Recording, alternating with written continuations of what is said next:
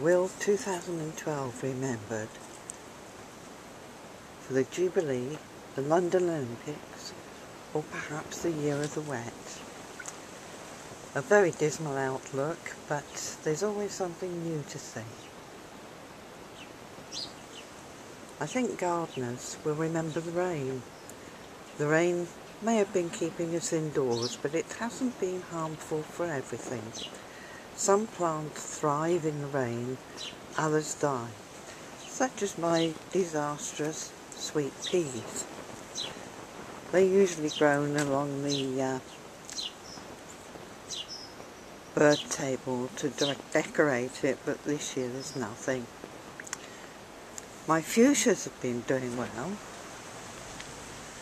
I'm rather pleased with them because they're rescued from last year, either from cuttings or saving the plants. Here's another one. Oh.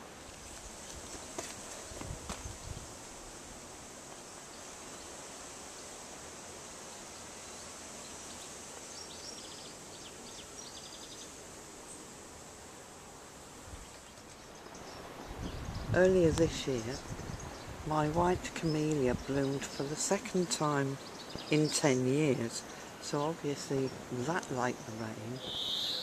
Palm tree is looking a bit sick, but the bamboo has thrived. Bamboo loves water. It's certainly had plenty of that.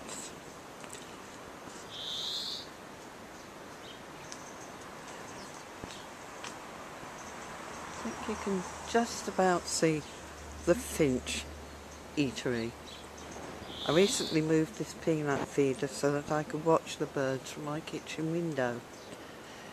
They love it. I have seen goldfinches, chaffinches, great tits, and some birds I can't identify from a distance. This is Robin's estate. It's a bit dark in here, but I have seen robins and blackbirds, and I'm afraid magpies in here. It shelters them. It's a natural arbour made from honeysuckle growing up a rhododendron tree. It's rather nice, and the ground is just leaf mould. Once the honeysuckle is in full bloom, there's a continual hum in here from the bees as they go about their pollinating business. Every gardener should have one. This is my compost area.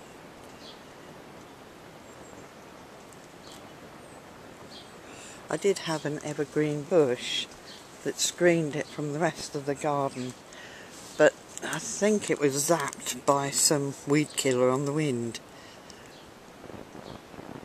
I haven't been able to get anything else to grow here, so I think the soil was probably contaminated as well. I could go on and on about my pet hatred of weed killer. I reckon to lose about one shrub a year to it, but what can you do? Here we have the blue tit's tree house, nestled amongst the branches of the fir tree. It looks rather nice.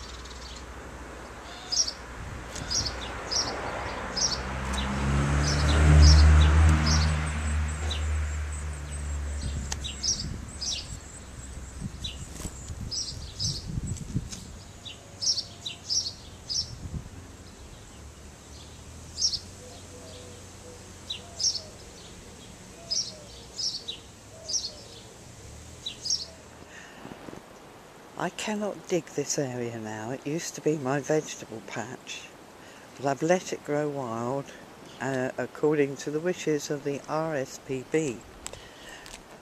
In the spring I had daisies and buttercups growing here. Now it's mainly pink geraniums.